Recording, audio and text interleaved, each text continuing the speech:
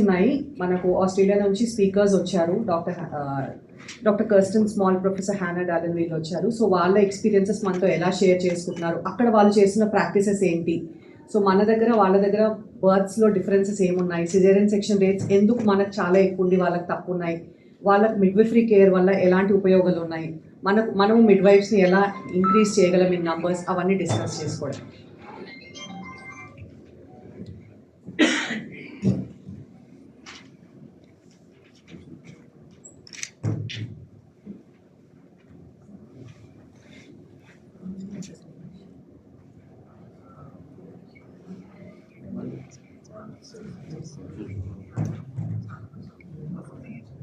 Thank you, everybody.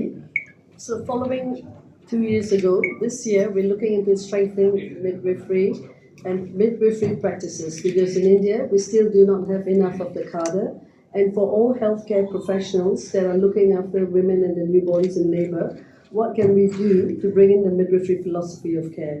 So natural birthing, looking at the birth as a normal physiological event rather than a medical condition. For women who need a cesarean section, they need to get it timely, but for all the other women that can birth naturally, systems to strengthen this philosophy has been discussed in these 2 days, and healthcare professionals including doulas, doctors and nurses and midwifery practitioners are all here today and working as a collaboration. It's not just one cadre that's going to bring this, it's a systems approach and collaborative care that's going to impact on women and newborn in this country. Thank you.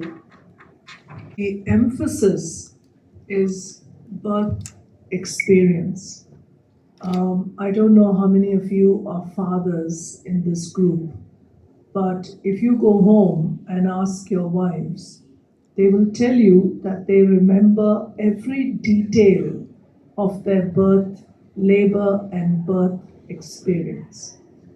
So it's so important that a woman, whether she has a normal birth, a cesarean, or sometimes may need help with an instrument, but how was she made to feel during that whole period when she was in labor, when she gave birth to her child? That's going to affect her for the rest of her life, because these memories stay with her. And if she is treated with kindness, respect, compassion, we are talking about competence being the baseline. It's a given. Safety is a given. But along with that, if all this is also offered by the staff and using evidence-based practices, a simple thing like when a child is born, giving that baby to the mother, allowing the baby and encouraging the mother to hold that baby skin to skin is one of the simple evidence-based steps during a birth. And that itself encourages breastfeeding, lactation problems are removed, bonding between mother and infant is established. And this can be done even during a C-section.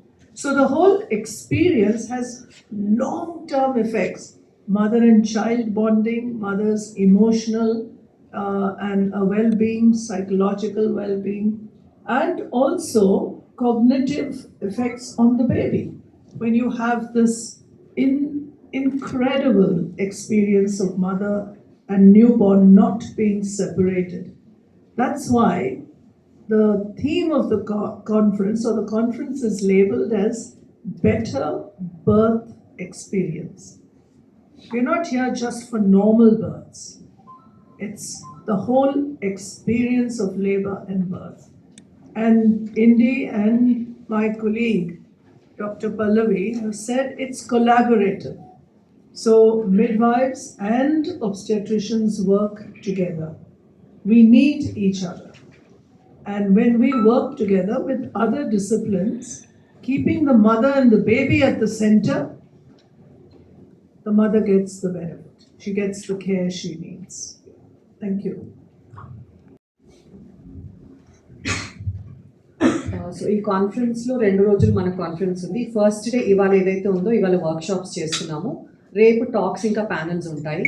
ఈ workshops మొత్తం 6 workshops ఉన్నాయి. Morning 9కి start చేసాము, evening 5 వరకు ఉంటాయి. So ఈ వర్క్షాప్స్లో different types. ఫస్ట్ది optimal berthing positions, అంటే మనకు ముందు నుంచి తల్లి అలా ఫ్లాట్గా పడుకొని ఉండి డెలివరీ అవ్వాలి, ఇంకా వేరే ఏ పొజిషన్ లేదు, ఒకటే పొజిషన్లో డెలివరీ అవ్వాలి, మూమెంట్ లేకుండా ఉంటుంది లేబర్లో. సో ఇలాంటివన్నీ డిస్కస్ చేయడానికి ఫస్ట్ వర్క్షాప్ ఉంది. దాని తర్వాత హైడ్రోథెరపీ, అంటే పెయిన్ రిలీఫ్, అంటే ప్రెగ్నెన్సీలో పెయిన్ అంటే ఓన్లీ ఎపిడ్యూరల్ ఇవ్వాలి లేదంటే ఏదైనా ఇంజెక్షన్స్ ఇవ్వాలి కాకుండా వాటర్తో కూడా పెయిన్ రిలీఫ్ ఉంటుంది అని ఒక వర్క్షాప్ ఉంది. ఇంటర్మిటెంట్ ఆస్కల్టేషన్, ఇది ఏంటి అంటే మనము ఇప్పుడు సైన్స్ అడ్వాన్స్ అయ్యే కొద్దీ మనం పరికరాలు ఎక్కువ వాడుతున్నాం. అంటే కంటిన్యూస్గా సిటీజీ మషిన్స్ వాడడము, దానివల్ల సిజేరియన్ సెక్షన్స్ ఎక్కువ అవ్వడము. సో లో రిస్క్ మదర్ అయినా హై రిస్క్ మదర్ అయినా ఒకటేలాగా చేస్తున్నాం. సో ఈ ఇంటర్మిటెంట్ ఆస్కల్టేషన్ అంటే లేబర్లో ఉన్నప్పుడు తల్లిని ఇంటర్మిటెంట్గా హార్ట్ బీట్ ఎట్లా చూసుకుంటూ మానిటర్ చేయొచ్చు. ప్రతి ప్రెగ్నెన్సీకి ప్రతి లేబర్కి కంటిన్యూస్గా మానిటరింగ్ చేసి సిజేరియన్ సెక్షన్ రేట్లు పెంచాల్సిన అవసరం లేదు లాగా. సో ఇంకా ఒకవేళ బిడ్డ పొజిషన్ కనుక హెడ్ డౌన్ పొజిషన్ లేదు, వేరే పొజిషన్లో ఉంది అంటే మనం ఏదైనా ఎక్సర్సైజెస్ చేసి ఆ పొజిషన్ని మార్చొచ్చా, అదొక వర్క్షాప్ ఉంది. తర్వాత లేబర్ రూమ్లో కానీ ఓపీలో కానీ తల్లికి తర్వాత డాక్టర్కి కానీ మిడ్వైఫ్కి కానీ కమ్యూనికేషన్స్ ఎలా ఉండాలి, ఎలా అయితే వాళ్ళకు మనం అంతా ఇన్ఫర్మేషన్ ఇవ్వచ్చు, ఎంత ట్రాన్స్పరెంట్గా ఉండగలము, అవుట్కమ్స్ దానివల్ల ఎలా బాగుంటాయి అనేసి ఈ వర్క్షాప్స్ అని చేస్తున్నాం. On the anatomy and physiology of a woman and the positions as well. So we started off with that. In this country, a lot of women are still birthing flat on their backs and the legs in stirrups. Now we want to change that, but in order to change that, we need to improve the awareness and the education for our obstetricians and our healthcare professionals on how women can birth differently. So the first workshop was very much on standing up and getting different positions and how it actually aids the baby to be birthed. It's a really important workshop because with the training, it develops confidence, and healthcare professionals who are involved in birthing can bring in this respectful side of birthing for women, because birthing on the backs is very uncomfortable and it actually prolongs labor.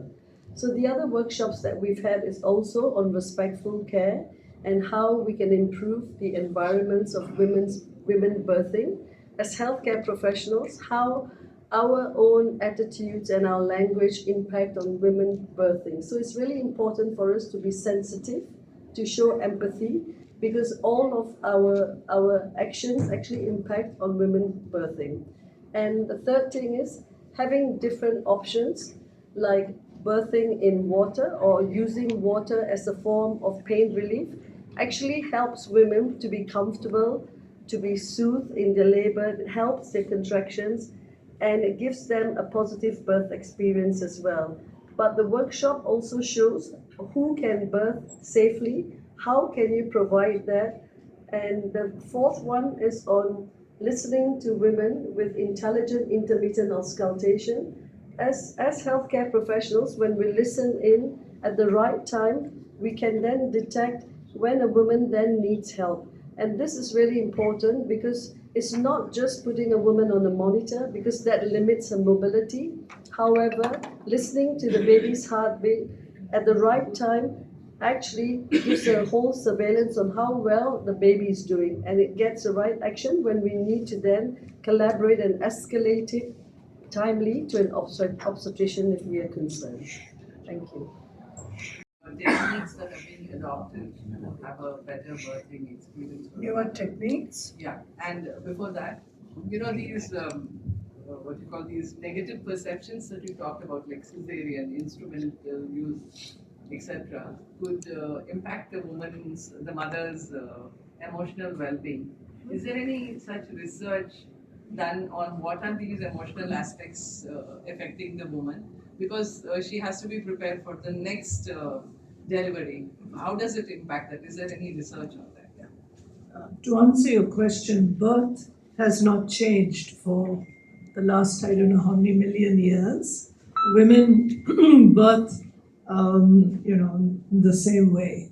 But what we've learned and what we need to remember is over the last probably 60 to 70 years, doctors have taken over birth and we've made it comfortable for ourselves, but not left it to women to birth naturally. That's the problem that's happened. So what we are doing today is just reminding all healthcare providers, including obstetricians, that we need to stop and think, step back, and review the childbirth practices today. We've become very interventional. We're doing things that are not necessary. A simple example, by starting an oxytocin drip when it's not required, by inducing labor when it's not required. So, why do we work midwives and doctors?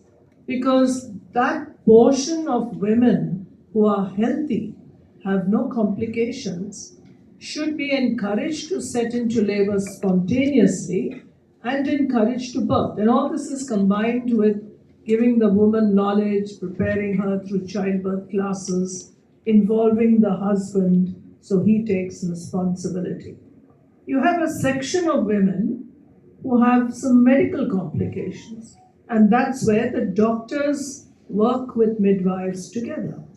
And if that woman needs a cesarean for a justifiable cause, or she may need further support, let's say a diabetic on insulin, or she may have a surgical problem where you work along with other disciplines, and then you decide the mode of delivery depending on the need. So it's not so much of newer techniques, but it's a question of evaluating what we are doing today, going back to what should have happened over these years. Like if a woman, if you leave her alone, she sets into labor, and you encourage her, you monitor her, she may on her own actually tell you, I want to walk around. She on her own may say, I can feel the baby coming and I want to squat. She may even tell you, I want to lie, I want to be on my knees in the knee chest position because this is the best I feel I want to do. So instinctively, she responds, and that is what we've removed. Thank you. I hope I've answered. Yes.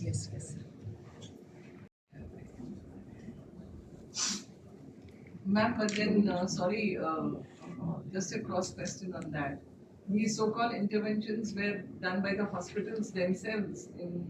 I'm not talking about Fernandez, I know how good your hospital is, but to make quick money, etc. There have been such cases. So these kind of things were induced by doctors themselves, and today they're charging more to talk about natural birthing. Oh, okay. Let me put it this way. I'll just go back to what I said. When women birthed at home, there were more normal births, and the ones who had complications were brought in. After World War II, America, the Western countries started building hospitals. So women started coming into hospitals to birth. And that's when things changed, because now doctors began to see women in hospitals, and we began to change birthing practices to suit the doctors. So if you've got volumes and you've got fewer doctors, fewer beds, it's like a conveyor belt. You want to birth women quickly, so you start interfering. That's the mistake we've made over the last 60 years. Now, why are C-sections going up? There are many, many reasons for that. One of the reasons is said it's possible that you charge more and you're possibly making more. I'm not so sure how many would actually subscribe to that. I'm of the firm belief that if we change our practices, unlearn a lot of things that we've been taught, which we know today are not correct practices, work along with midwives, then definitely you'll have more women birthing normally and less women needing a cesarean.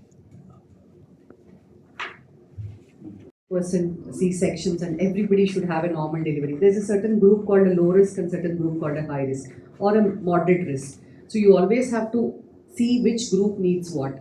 If it's a low risk woman, they really don't need a doctor. A professional midwife is equivalent to a doctor in taking care of her without intervening. And then the doctor can take care of a high risk pregnancy. We are not saying that everybody should do the same thing as is told in the workshop.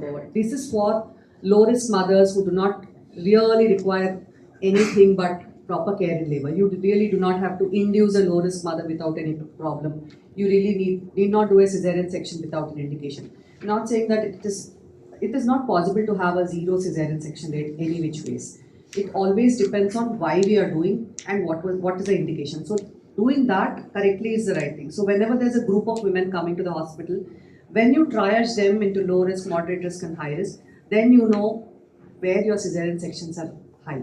Supposing you understand that the low risk women have higher cesarean section, that is where you start working backwards to see we could have given her a vaginal birth and where we had gone wrong kind of a thing.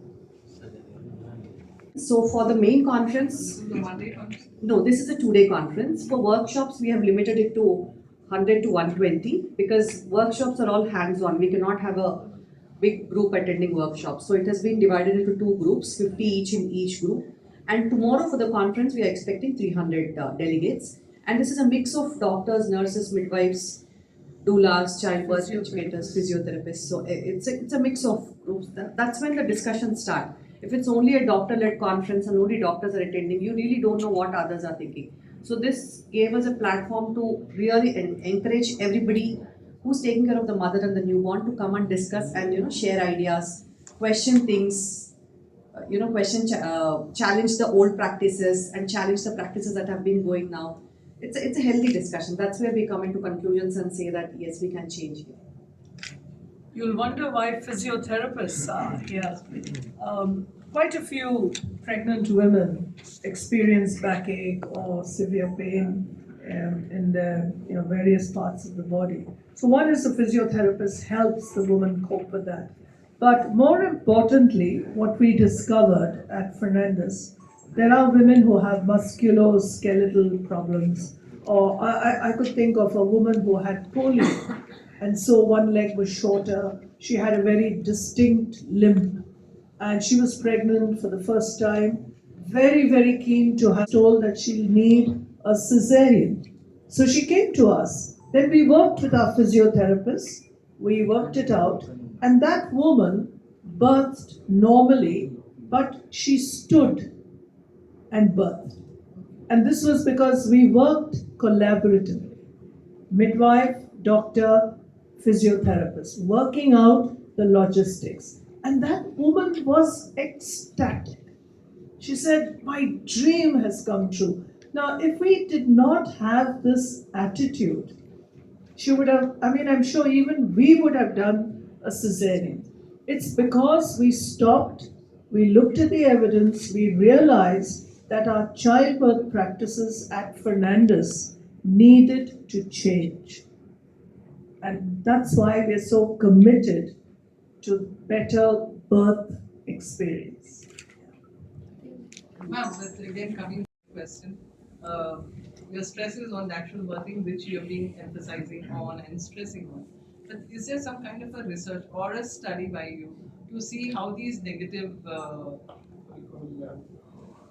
perceptions that she undergoes using, some of them would be going through cesareans or through instrumentation, like you said. So, Okay. what is the kind of impact that lady has? Yes. Because, again, I said it impacts her for the next birth, because she may be scared about wanting to get into birthing again. Yeah. So, is there some kind of a Yes, study? I'll just say one thing and then Pallavi will go on with the research.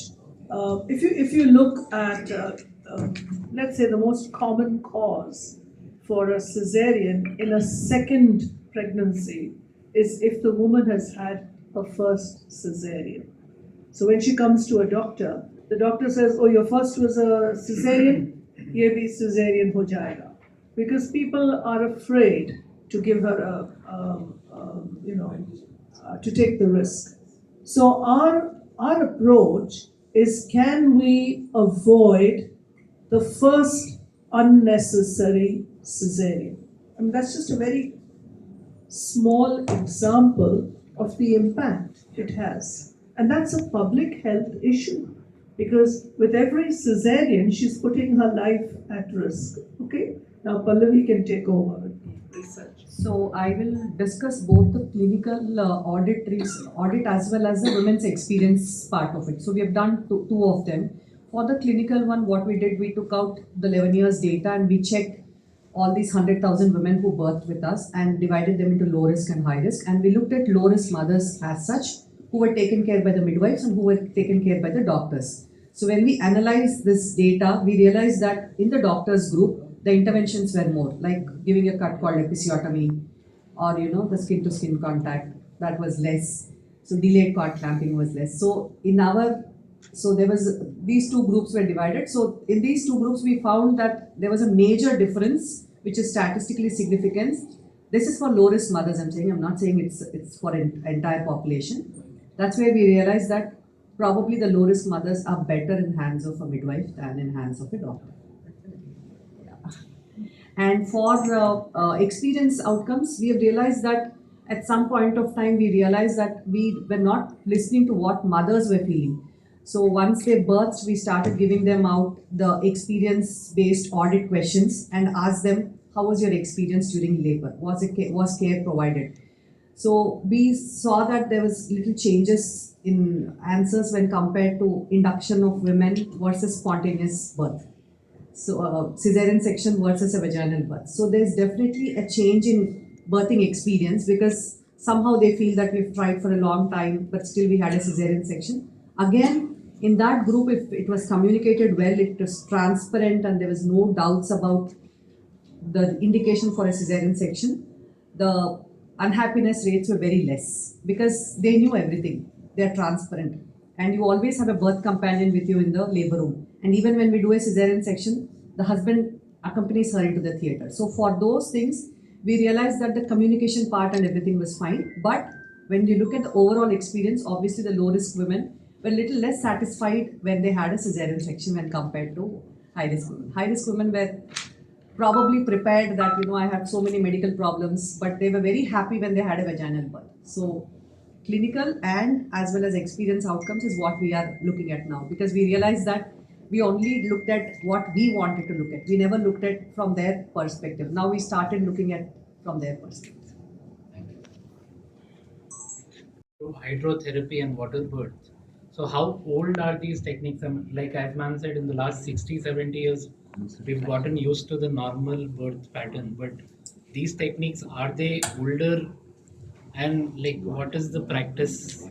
It's a very good question, because these practices are ancient. It's only just coming to us. In Egypt, women would go by the Red Sea all those years ago and naturally give birth in water. Michael Oden in France, the first water birth was in 1803. We started water births in the UK quite a long time ago now, say in the 1980s. So we brought the concept to India, because why should our Indian women and their families not enjoy that? But it's with training and with hydrotherapy we've seen, and the research also shows that a woman having hydrotherapy, her experience is more positive, and she may not need any higher drugs like an epidural or further, and she's more in control. Hydrotherapy gives her a sense of control. The episiotomy rates are down because she's in water, and also her experiences are much better. We select women choosing these options, and babies are also more relaxed. In Fernandez itself, we've had over 800 hydrotherapies and 430 plus water births now from 2017. And like, how is India taking that practice? Like, are we doing enough of hydrotherapy is required? No, we're not. Considering we have 25 million births every year, hydrotherapy is not even 0.01% of our mothers. It's the logistics. If you look at, let's say, our government maternity hospital, Petlabuj, probably does 30 to 40 births in 24 hours. It would be difficult to offer something like this because we don't have the luxury of having one person look after each mother. Number one. Number two, we have problems with water. Will the water be clean? Will the pool be clean enough? So there are that we worry about. So that's why hydrotherapy, only just for hydrotherapy, is not yet available. But some state governments have broken through this. Like Karnataka at Vani Vilas has introduced pool hydrotherapy and possibly have also done some water births. And why have they done it? Because they've got midwives. Yes. Now you know the answer. Now you know why Fernandez is advocating for midwifery. Yeah. I totally agree. If you have more professional midwives, that's an option that can be given because they've been trained to look after a woman. Whereas in the government hospitals, not all government hospitals have professional midwives as yet. Increase the midwives, your hydrotherapy will increase, and water births too. Yeah, I was just about to ask, I mean, are there enough midwives because you're getting back to the old system? No, we don't have enough of midwives. We've Is there some trained. kind of a training being imparted to ensure that we get more midwives? Sorry, did you say are we training to ensure more midwives? Yeah, Fernandez Hospital is. Because you yourself said you wanted to shift from the doctors, from the doctors to midwives. I said we need both. We need both of course, I Yes. understand, but Yes. what I meant to say, your perception, I mean, your Mission. stress, your mission is to ensure that the midwives take over birthing. Yes, is take care of those healthy women Yeah. who have very little risk. And they are safe, very safe in the hands of midwives. Yeah, but where do we get the midwives? If the state governments can train their nurses and establish midwifery training schools, then we would have enough midwives in this country. The problem is there has to be political will and an open mind to embrace evidence. Because in countries where you have a strong midwifery cadre, you have fewer C-sections and maternal deaths and newborn deaths are very, very much lowered. So high BP, preeclampsia, and high blood sugar is growing in pregnant women these days, right? Hypertension, you're seeing sedentary lifestyle is one cause. So will having more midwives will have some sort of connection with it? Like, will it have some impact? Do you see it that way? Or No, it's a lifestyle thing and the midwifery is more of a treatment? No, I think it's the other way around. So basically, I agree that diabetes and hypertension have been increased because when we also looked at our own data, which showed that 35 to 40% of them are diabetic and 70 to 18% of them are hypertensives. Again, all need not be high risk. If it's a diabetic woman with very well controlled sugars, then she's almost as good as a low risk mother. And if it's hypertension with very well controlled hypertension, is as good as the one that you're mentioning is severe preeclampsia, which may be almost around 3%. So those become high risk where you really, they have to be under care of the doctor or collaborative care depending on the situation. But not even them, you really need not have them have a cesarean section if there's a collaborative care. Even high risk mothers can be managed using, doctor and midwife can be together. We can collaboratively manage, and there have been many high risk women in Fernandez Hospital who were managed collaboratively and who had a successful vaginal birth. Yeah, obesity. Even obesity is increasing for that sake. Women above 40 BMI have increased. So we started a body positive clinic where we look after women above 40 BMI. That is anything from 100 kilos to 160 kilograms, where these women are also high risk of having a cesarean section. But again, without any medical problems or with medical problems, these women can be managed collaboratively in labor and they can have a normal delivery. It's not that if you are obese, you should have a cesarean section. It's not that if you are having high BP, you should have a cesarean section. That's where midwives help with collaborative model of care. Yeah.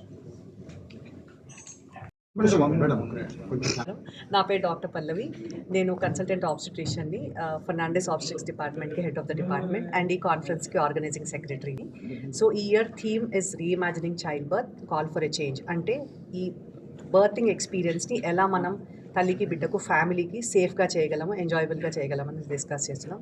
So ఏమేమైతే interventions మనము పెరుగుతూ వెళ్తున్నాయో, ఎలాగైతే మనకు caesarean sections ఎక్కువ అవుతున్నాయో, ఎలా మనము child birth ప్రాక్టీసెస్ని మళ్ళీ వెనక్కి వెళ్ళి రీవిజిట్ చేసుకొని జరుగుతున్న ఇంటర్వెన్షన్స్ని ఛాలెంజ్ చేసి, క్వశ్చన్ చేసి, ఎలా వాటన్నిటిని తగ్గించి నార్మల్ డెలివరీలు ఇంప్రూవ్ చేసుకుంటూ ఆ తల్లికి ఆ ఫ్యామిలీకి మంచి ఎక్స్పీరియన్స్ ఇవ్వగలం అనేది దాని చుట్టూ, ఆ టీం చుట్టూ ఈ వర్క్షాప్స్ కానీ ఈ కాన్ఫరెన్స్ కానీ అరేంజ్ చేయడం జరిగింది. సో ఇవాళ వర్క్షాప్లో 100 డెలిగేట్స్ ఉన్నారు, రేపు కాన్ఫరెన్స్లో 300 డెలిగేట్స్ ఉన్నారు.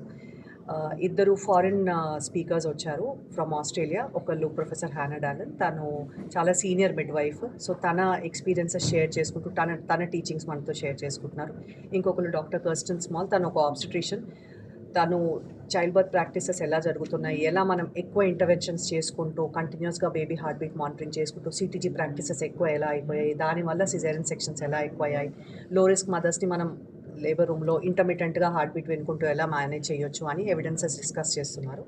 అండ్ ఇవన్నీ ఎవిడెన్స్ బేస్డే ఉంటాయి, ఏది అలా పైన చెప్పడం కాకుండా ఎవిడెన్స్ బేస్డ్ ప్రాక్టీసెసే డిస్కస్ చేసుకుంటూ, అలాగే వాటి వల్లనే న్యాచురల్ బర్త్కి ఎలా మనం హెల్ప్ చేయగలం అనేది theme of the conference. Okay. Thank you. Thank you. Okay, ma'am. Ready? Smile.